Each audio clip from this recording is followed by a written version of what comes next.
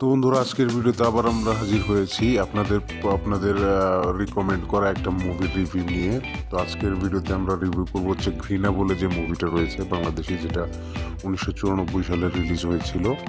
সেই মুভিটার রিভিউ করব এবং এই মুভিটাতে অভিনয় করেছে রুবেল, চম্পা, হুমায়ুন ফরিদি, এটিএম শামসুজ্জামান, খলিল, ইলিয়াস কোবরা ছাড়াও আরও অনেকেই।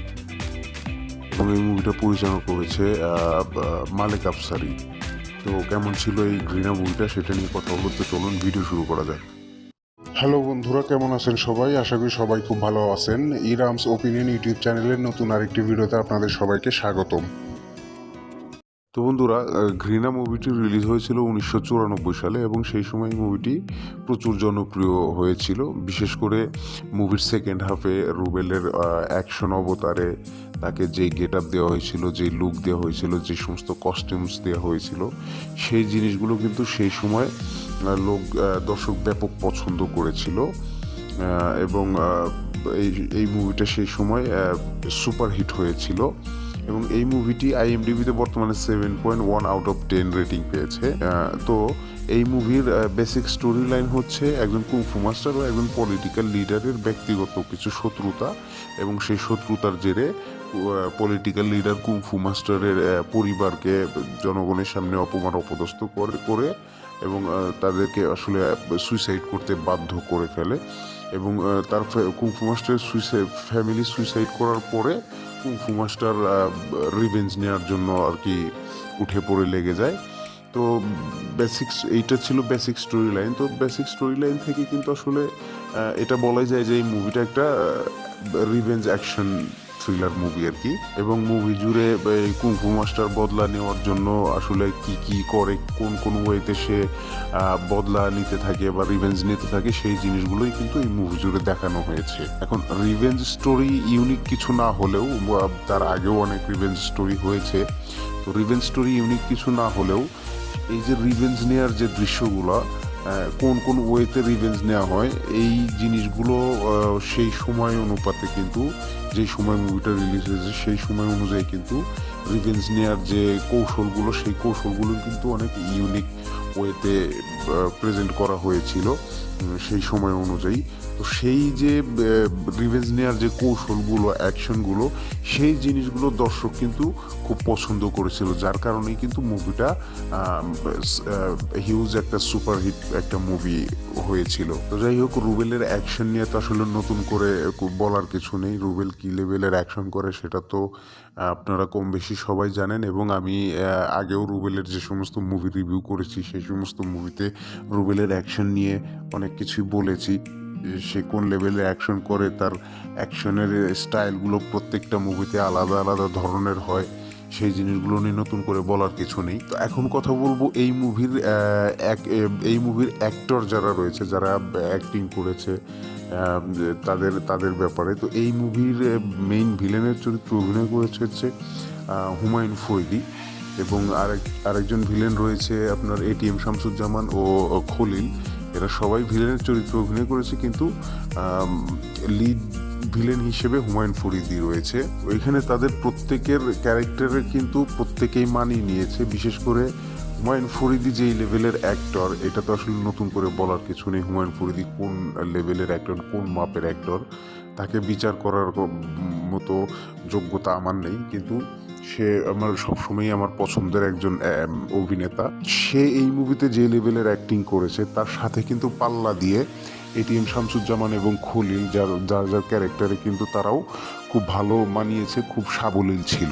এবং এই মুভির যে হিরো হিরোইন রুবেল এবং চম্পা, তাদের জুটিটাও অনস্ক্রিন দেখতে ভালো লেগেছে, তাদের দুজনকে মানিয়েছে ভালো।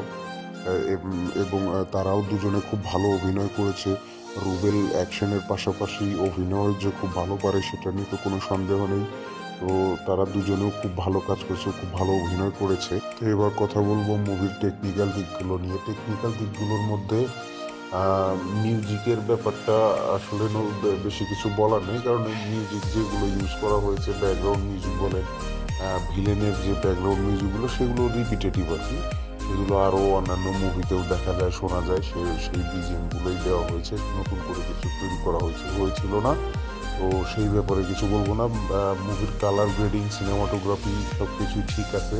সেই সময় যেহেতু কোনো ভিএফএক্সের ব্যবহার ছিল না, ভিএফএক্স বলে কিছু ছিলই না, এবং খুব বেশি উন্নত মানের উন্নত প্রযুক্তির কোনো ক্যামেরাও ছিল না, সেই অনুপাতে এই জিনিসগুলো ঠিকঠাকই রয়েছে। এবং মুভির স্ক্রিন প্লেটা আপনার স্ক্রিন প্লেটা খুব ভালো হয়েছে। স্ক্রিন প্লেটা কখনো মানে মুভি শুরু থেকে আসলে কখনো বিরক্ত করবে না, বোর করবে না, মানে মুভিটা লম্বা মনে হবে না। দেখতে বসবেন, এনজয় করতে থাকবেন এবং একটা পর্যায়ে মুভির ভেতরে ঢুকে যাবেন। এবং ঢুকে গিয়ে যখন থেকে রিভেঞ্জ স্টোরি শুরু হবে তখন থেকে আপনার ক্লাইম্যাক্স পর্যন্ত পৌঁছে যাবেন। তেমন কোনো আসলে ফিল হবে না যে না মুভিটা বোর করছে বা একটা মুভি দেখছি, এরকম কিছু মনে হবে না। স্ক্রিন প্লেটা মোটামুটি টাইট রাখা হয়েছে, সেটা বিরক্ত করার কোনো জায়গা রাখা হয়নি। তো এই জিনিসটা একটু ভালো লেগেছে আমার কাছে। এবং এই মুভির আরও একটা জিনিস আমার কাছে একটু ভালো লেগেছে, সেটা হলো খুঁটিনাটি কিছু বিষয় আছে যে জিনিসগুলোতে মোটামুটি খেয়াল রাখা হয়েছে। সেটা হচ্ছে যে অনেক সময় দেখা যায় যে হিরো মার খেলো, কিছুক্ষণ পরেই দেখা যাচ্ছে হিরোর কিছুই নেই, শরীরে কোনো দাগ নেই বা নেই, কিন্তু এই মুভিতে রুবেল যত জায়গাতে মার খেয়েছে পরবর্তী দৃশ্যগুলোতে সেই মারের দাগগুলো বা সেই যে ইগুলো সেই জিনিসগুলো কিন্তু রাখা হয়েছে, দেখানো হয়েছে। বা সে যে মার খেয়ে আহত সেই জিনিসগুলো কিভাবে ট্রিটমেন্ট নিয়ে সে সুস্থ হলো সেই জিনিসগুলো কিন্তু দেখানো হয়েছে। তারপরে তাকে কোনো একটা অ্যাকশন দৃশ্য দেওয়া হয়েছে, সিধাই কোনো অ্যাকশন দৃশ্য দেওয়া হয়নি। শুধু ক্লাইম্যাক্সে একটু অকওয়ার্ড লেগেছে কোনটা, যে গুলি খাওয়ার পরেও সে এইভাবে অ্যাকশনটা করতে পারে না। যাই হোক, সেই জিনিসগুলো আগের সময় এইভাবে আসলে খেয়াল রাখা হতো না। দর্শকের মনও ওইভাবে সেট থাকতো যে যাই হোক না কেন হিরো উঠবে, মারামারি করবে, এটাই ঠিক।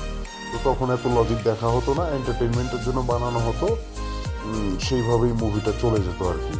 তো এই জিনিসটা এখন আবার চলে না। এই জিনিস মানুষ এখন লজিক খুঁজে সব কিছু দেখে শুনে মানুষ লজিকের বাইরে কিছু হলে সেটাকে নিয়ে ট্রোল করে, কিন্তু আগে এই জিনিসগুলো হতো না। তো যাই হোক, এটাকে আসলে যেহেতু মাস মাসালাদার মুভি, এই মাস মুভিতে এই জিনিসগুলো হয়েই থাকে। এই সমস্যাটাকে আমি আসলে সমস্যা মনে করছি না, কারণ সেই সময়কার দর্শকের যে মানসিকতা ছিল সেই অনুযায়ী মুভিগুলোকে তারা সেট আপ করতো। সেই সময় দর্শকের মানসিকতা এরকমই ছিল, যেটাই হোক না কেন সে হিরো, সে উঠবে, মারামারি করবে, এবং এই জিনিসগুলো তারা মেনেও নিত। এই জন্য এই জিনিসগুলো আসলে অতটা করা হতো না। তো যাই হোক, এমনিতেই বাকি সব কিছুই ঠিক আছে। মুভির অ্যাকশন সেটা নিয়ে তো কোনো কথা নেই, যেহেতু রুবেলের মুভি, অ্যাকশন তো পারফেক্ট হবেই। বাকি মুভিটা আমার কাছে ভালো লেগেছে, স্টোরিটা ভালো লেগেছে এবং স্টোরি এক্সিকিউশনটা আমার কাছে ভালো লেগেছে। বাকি আপনারা যারা দেখেছেন কার কাছেও কেমন লেগেছে অবশ্যই কমেন্ট সেকশনে জানাবেন। যারা মুভিটা দেখেননি তাদের কাছে রিকমেন্ড থাকবে, ভালো একটা মুভি দেখে নিন, ভালো লাগবে, এন্টারটেনমেন্ট পাবেন। এবং ভুল আসলে ধরার থাকলে অনেক কিছু ধরতে পারবেন, কিন্তু এই মুভিটার ক্ষেত্রে খুব বেশি কিছু ভুল ধরতে পারবেন না। আমি আমার তরফ থেকে এই মুভিটার জন্য 3.5 আউট অফ 5 দিব। এবং আপনারা মুভিটা নিয়ে আমার এই ছিল মন্তব্য। আপনাদের যদি কোনো আরও মুভির রিকমেন্ড থাকে কমেন্ট সেকশনে অবশ্যই মুভির নাম লিখে জানাবেন, আমি চেষ্টা করবো রিভিউ দেওয়ার জন্য। এবং আমার ভিডিওটি যদি ভালো লাগে ভিডিওটি লাইক করবেন, শেয়ার করবেন এবং চ্যানেলটিকে অবশ্যই সাবস্ক্রাইব করবেন। কথা হবে পরের ভিডিওতে, সে পর্যন্ত ভালো থাকবেন।